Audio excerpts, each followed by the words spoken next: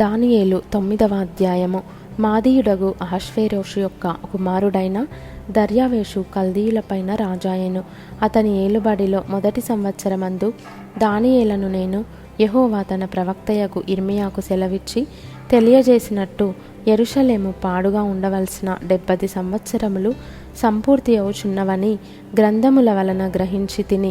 అంతటా నేను గోనెపట్ట కట్టుకొని ధూళి తలపైన వేసుకొని ఉపవాసముండి ప్రార్థన విజ్ఞాపనలు చేయుటకై ప్రభువగు దేవుని ఎదుట నా మనస్సును నిబ్బరము చేసుకొంటిని. నేను నా దేవుడైన యెహోవా ఎదుట ప్రార్థన చేసి ఒప్పుకొన్నదేమనగా, ప్రభువా, మహాత్మ్యము కలిగిన భీకరుడవగు దేవా, నీ ఆజ్ఞలను అనుసరించి నడుచువారి ఎడల నీ నిబంధనను నీ కృపను జ్ఞాపకము చేయువాడా, మేమైతే నీ దాసులకు ప్రవక్తలు నీ నామమును బట్టి మా రాజులకును మా అధిపతులకును మా పితరులకును యూదయ దేశ జనులకందరికీ చెప్పిన మాటలను ఆలకింపక నీ ఆజ్ఞలను నీ విధులను అనుసరించుట మాని పాపులమును దుష్టులమునై చెడుతనమందు ప్రవర్తించుచు తిరుగుబాటు చేసిన వారము.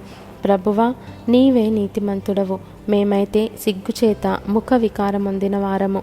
మేము నీ మీద తిరుగుబాటు చేసితిమి, దానిని బట్టి నీవు సకల దేశములకు మమ్మును తరిమితివి. యెరూషలేములోను యూదయ దేశములోను నివసించుచు స్వదేశవాసులుగా ఉన్నట్టియు పరదేశవాసులుగా ఉన్నట్టియు ఇశ్రాయేలీయులందరికీ మాకును ఈ దినమున సిగ్గే తగియున్నది. ప్రభువా, నీకు విరోధముగా పాపం చేసినందున మాకును మా రాజులకును మా అధిపతులకును మా పితరులకును ముఖము చిన్నబోవునట్లుగా సిగ్గే తగియున్నది. మేము మా దేవుడైన యెహోవాకు విరోధముగా తిరుగుబాటు చేసితిమి. అయితే ఆయన కృపా క్షమాపణలు గల దేవుడై ఉన్నాడు. ఆయన తన దాసులకు ప్రవక్తల ద్వారా మాకు ఆజ్ఞలు ఇచ్చి వాటిని అనుసరించి నడుచుకొనవలెనని సెలవిచ్చెను గాని మేము మా దేవుడైన యెహోవా మాట వినకపోతిమి. ఇశ్రాయేలీయులందరూ నీ ధర్మశాస్త్రమును అతిక్రమించి నీ మాట వినక తిరుగుబాటు చేసిరి. మేము పాపము చేసితిమి గనుక నేను శపించెదనని నీవు నీ దాసుడగు మోషే ధర్మశాస్త్రమందు ప్రమాణము చేసి ఉన్నట్లు ఆ శాపమును మా మీద కుమ్మరించితివి. యెరూషలేములో జరిగిన కీడు మరి ఏ దేశంలోనూ జరగలేదు. ఆయన మా మీదికిని మాకు ఏలికలుగా ఉండు మా న్యాయాధిపతుల మీదికిని ఇంత గొప్ప కీడు రప్పించి తాను చెప్పిన మాటలు నెరవేర్చెను. మోషే ధర్మశాస్త్రమందు వ్రాసిన కీడంతయు మాకు సంభవించినను మేము మా చెడు నడవడి మానకపోతిమి. నీ సత్యమును అనుసరించి బుద్ధి తెచ్చుకొనున్నట్లు మా దేవుడైన యెహోవాను సమాధానపరచుకొనకపోతిమి. మేము మా దేవుడైన యెహోవా మాట వినలేదు గనుక ఆయన తన సమస్త కార్యముల విషయమై న్యాయస్థుడయుండి సమయము కనిపెట్టి ఈ కీడు మా మీదికి రాజేసెను. ప్రభువా, మా దేవా, నీవు నీ బాహుబలము వలన నీ జనమును ఐగుప్తులో నుండి రప్పించుట వలన ఇప్పటి వరకు నీ నామమునకు ఘనత తెచ్చుకొంటివి. మేమైతే పాపము చేసి చెడు నడతలు నడిచిన వారము.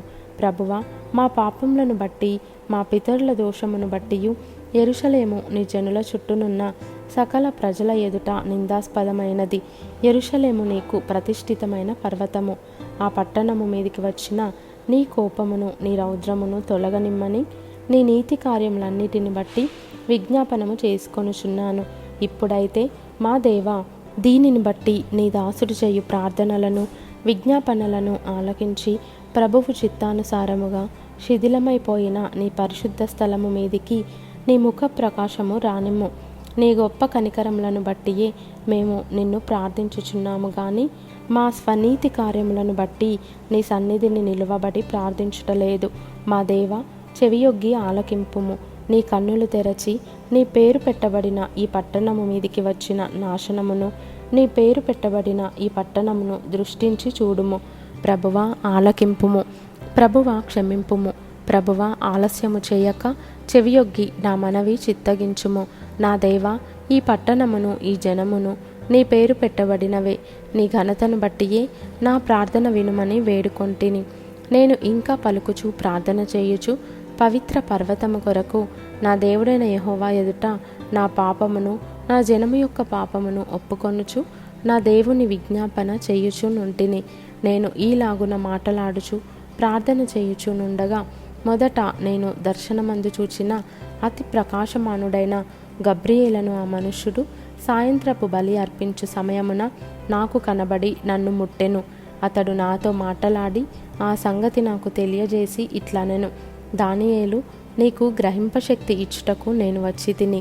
నీవు బహుప్రియుడవు గనుక నీవు విజ్ఞాపనము చేయనారంభించినప్పుడు ఈ సంగతిని నీకు చెప్పుటకు వెళ్ళవలెనని ఆజ్ఞ బయలుదేరెను.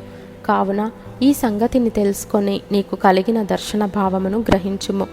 తిరుగుబాటును మాన్పుటకును, పాపమును నివారణ చేయుటకును, దోషము నిమిత్తము ప్రాయశ్చిత్తము చేయుటకును, యుగాంతము వరకుండునట్టి నీతిని బయలుపరచుటకును, దర్శనమును ప్రవచనమును ముద్రించుటకును, అతి పరిశుద్ధ స్థలమును అభిషేకించుటకును, నీ జనమునకును పరిశుద్ధ పట్టణమునకును 70 వారములు విధింపబడెను.